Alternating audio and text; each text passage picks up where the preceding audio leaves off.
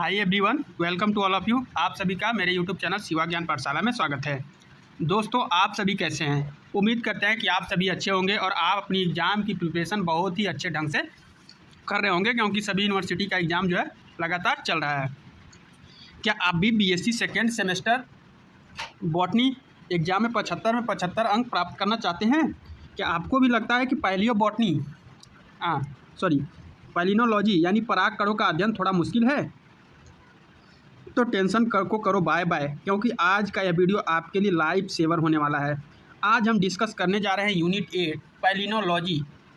क्या दोस्तों, unit 8 palynology के टॉप 20 VIMP MCQ, ठीक है, वो सवाल जो पिछले कई सालों से बार बार यूनिवर्सिटी एग्जाम में पूछे जा रहे हैं और इस बार भी इनके आने के चांसेस जो हैं 100% हैं। दोस्तों, हर यूनिट में हम 50 क्वेश्चन कराए थे, लेकिन इसमें 20 क्वेश्चन इसलिए करा रहे हैं क्योंकि ये जो चैप्टर है थोड़ा सा छोटा चैप्टर है, ठीक है दोस्तों। तो दोस्तों देखिए, रट्टा मारने का ज़माना गया। हम सिर्फ क्वेश्चन के आंसर नहीं रटेंगे, बल्कि हर एक MCQ के पीछे का कॉन्सेप्ट समझेंगे, चाहे वो एंजाइन हो या पोलन वाल की स्टडी हो। अगर एग्जामिनर सवाल को थोड़ा घुमा कर ही पूछ ले, तब भी आप सही आंसर पर टिक कर पाओगे, ठीक है। तो पेन और पेपर उठा लीजिए, क्योंकि आज की इस क्लास के बाद आपके नंबर बिल्कुल पक्के होने वाले हैं। तो दोस्तों, इससे पहले हम यूनिट 7 तक का MCQ को डिस्कस कर चुके हैं। अभी तक आपने उससे नहीं देखा है उन वीडियो को, तो सबसे पहले उन वीडियो को देखना शुरू करिए। वीडियो का प्लेलिस्ट बना हुआ है, ठीक है, उसे आप पहले देख लेंगे। इसके बाद ये आपका लास्ट यूनिट है, इसे देख लेंगे। और इस वीडियो के बाद में यदि आप लोग जैसा रिस्पॉन्स देंगे तो आपको मॉडल पेपर एक प्रोवाइड करा दिया जाएगा, तो आप लोग कमेंट सेक्शन में ज़रूर बताइएगा। तो बिना समय गंवाए आपका चलिए वीडियो को स्टार्ट करते हैं। और अभी तक आपने शिवा ज्ञान पाठशाला चैनल को सब्सक्राइब नहीं किया तो कृपया करके सब्सक्राइब कर ले और बेल आइकन प्रेस कर ले, ताकि किसी प्रकार का कोई भी इन्फॉर्मेटिव वीडियो अपलोड हो तो उसका नोटिफिकेशन आप तक पहुंच सके। क्वेश्चन नंबर फर्स्ट,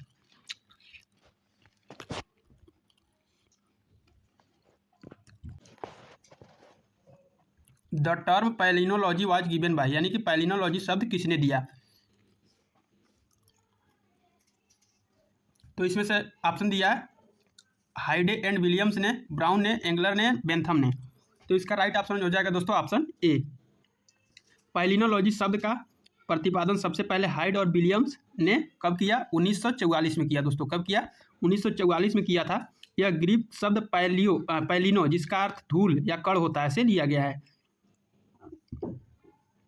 ठीक है। Question number second,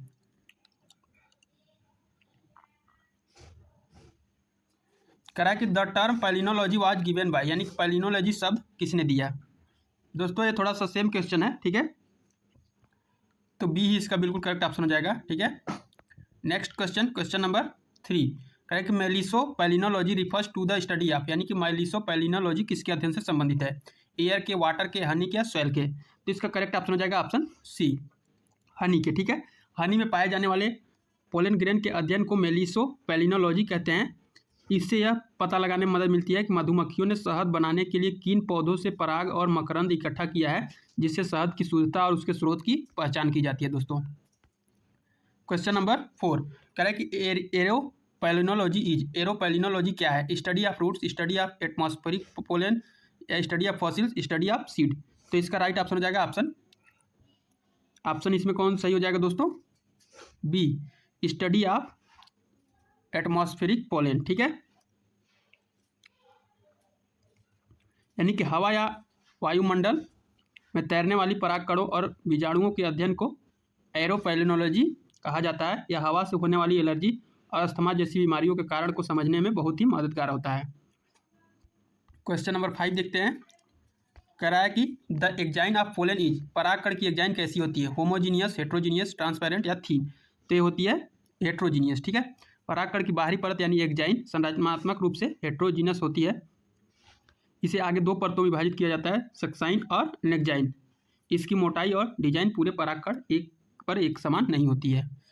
question number 6, कह रहा है कि aeropalynology is the study of pollen found in, aeropalynology में किसके परागों का अध्ययन किया जाता है? वाटर का, सॉइल का, एयर ऑफ और एटमॉस्फेयर या हनी? तो इसका राइट ऑप्शन हो जाएगा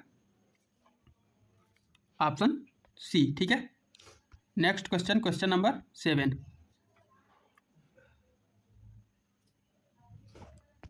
कह रहा है दोस्तों the term palynology was given by, palynology शब्द किसने दिया है। दोस्तों ये क्वेश्चन कई बार रिपीट हो रहा है तो इसे आप लोग छोड़ने की गलती मत करिएगा, ठीक है। Question number 8, palynology is the study of, palynology किसका अध्ययन है, सीड का, पोलन एंड स्पोर का, रूट्स का या फ्लावर्स का, तो पोलेंस एंड स्पोर का, ठीक है। विज्ञान की वह शाखा जिसके अंतर्गत जीवित और जीवाश्म दोनों ही प्रकार के पोलन ग्रेन्स और स्पोर्स की आकार की मार्फोलॉजी का अध्ययन किया जाता है उसे पैलिनोलॉजी के नाम जाना जाता है, ठीक है। क्वेश्चन नंबर 9 करा है कि the outer wall of pollen grain is called, यानी कि परागकण की बाहरी भित्ति को क्या कहते हैं, एंटाइन कहते हैं, एक्जाइन कहते हैं, कॉर्टेक्स, एपिडर्मिस, तो इसे एक्जाइन के नाम से जाना जाता है, इसलिए बी को करेक्ट ऑप्शन हो जाएगा। यानी कि पोलन वॉल दो मुख्य परतों से बनी होती है, इसकी सबसे बाहरी मोटी और कठोर परत को एक्जाइन कहा जाता है और अंदर वाली को एंटाइन कहा जाता है, ठीक है। Question number 10, sporopollenin is found in, sporopollenin पाया जाता है एंटाइन में, एक्जाइन में, न्यूक्लियस में या साइटोप्लाज्म में, तो ये एक्जाइन में पाया जाता है, आप लोगों को पता होगा, ठीक है। यानी कि पराग की बाहरी परत एक्जाइन स्पोरोपोलेनिन नामक एक अत्यधिक प्रतिरोधी कार्बनिक पदार्थ से बनी होती है।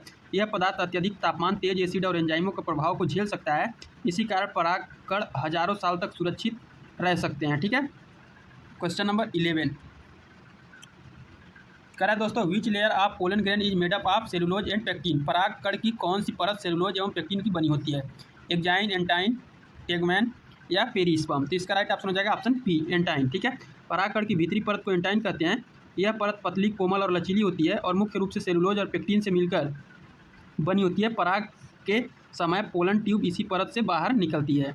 नेक्स्ट क्वेश्चन देख लेंगे, क्वेश्चन नंबर 12 कह रहा है कि pollen allergy is commonly caused by, यानी कि पराग एलर्जी सामान्यतः किससे होती है, बैक्टीरिया से, फंजाई से, एयरबोर्न पोलन ग्रेन से या वायरसेस से, तो इसका राइट ऑप्शन सी बिल्कुल करेक्ट हो जाएगा। यानी कि हवा में तैरने वाले कुछ विशेष पौधों के परागकण जैसे पार्थेनियम या गाजर घास जब घास के जरिए सांस के जरिए इंसानों के भीतर जाते हैं तो वे पराग एलर्जी, अस्थमा और ब्रोंकाइटिस जैसी श्वसन संबंधी बीमारियां पैदा कर देते हैं दोस्तों।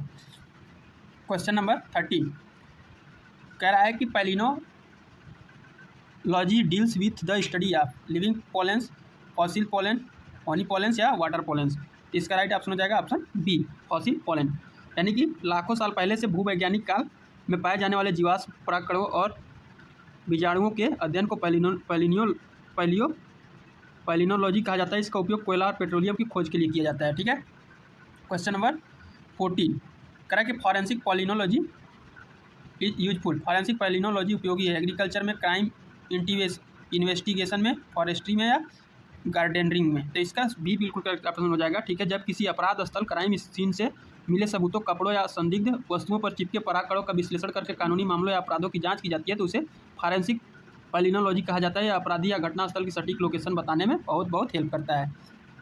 क्वेश्चन नंबर 15 कह रहा है दोस्तों कि the inner wall of pollen grain is called, यानी कि परागकण की आंतरिक भित्ति को क्या कहते हैं, एक्जाइन, एंटाइन, एंडोथीसियम, एपिटम, इसका राइट ऑप्शन बी बिल्कुल करेक्ट ऑप्शन हो जाएगा, एंटाइन। परागकण की सबसे अंदरूनी और सुरक्षात्मक परत को एंटाइन कहा जाता है जो अंदर साइटोप्लाज्म को घेर कर रखने का काम करती है, ठीक है। Next question, question number 16 the study of pollen morphology help in, पराग आकारिकी का अध्ययन किस में सहायक होता है, टैक्सोनॉमी में, फिजियोलॉजी में, इकोलॉजी में, जेनेटिक्स में, तो टैक्सोनॉमी में हेल्प करता है, ठीक है। हर पौधे के परागकण का आकार, डिजाइन और संरचना अलग होती है, इसलिए परागकणों की बाहरी बनावट, पोलन मार्फोलॉजी का अध्ययन पौधों की पहचान करने और उसके सही वर्ग में वर्गीकृत यानी टैक्सोनॉमी में बेहद हेल्पफुल होता है, ठीक है। क्वेश्चन नंबर 17 कराया कि pollen preserved in honey are study under, यानी कि शहद में सुरक्षित परागों का अध्ययन किसके अंतर्गत किया जाता है, एरोपैलिनोलॉजी, मेलिसो पैलिनोलॉजी, पैलिनोलॉजी या फॉरेंसिक पैलिनोलॉजी, तो इसका राइट ऑप्शन हो जाएगा ऑप्शन बी, ठीक है, मेलिसो पैलिनोलॉजी, ठीक है। जैसा क्वेश्चन 3 में बताया गया था, शहद में मौजूद पोलन ग्रेन का वैज्ञानिक अध्ययन मेलिसो पैलिनोलॉजी में किया जाता है। क्वेश्चन नंबर 18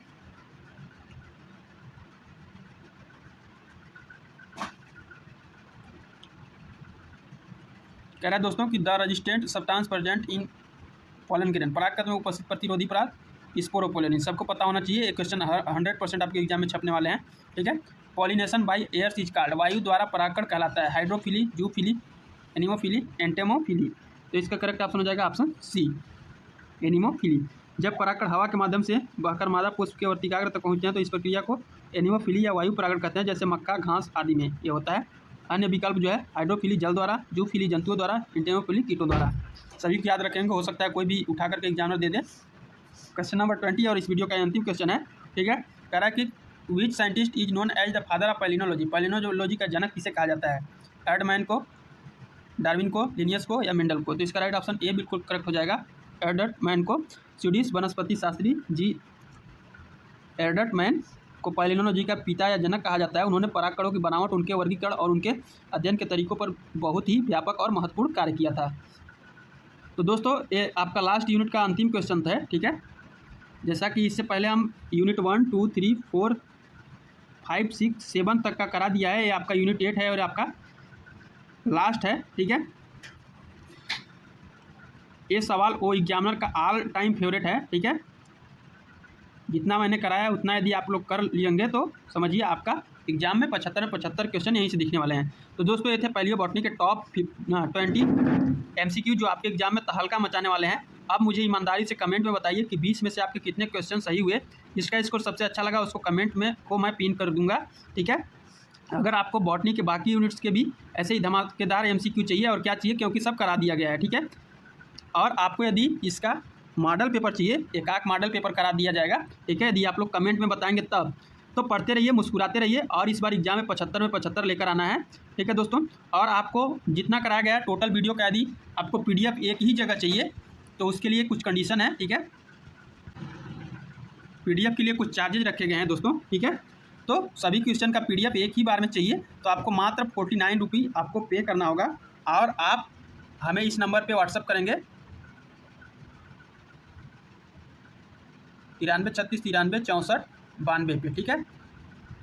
9336936492 पे आप लोग व्हाट्सअप मैसेज करेंगे, कॉल नहीं लगेगा दोस्तों। तो आपको पूरा PDF एक ही बार में प्रोवाइड करा दिया जाएगा, ठीक है।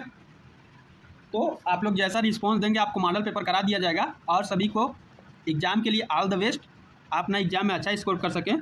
तो मिलते हैं अगले वीडियो में अगले टॉपिक के साथ, तब तक के लिए थैंक यू।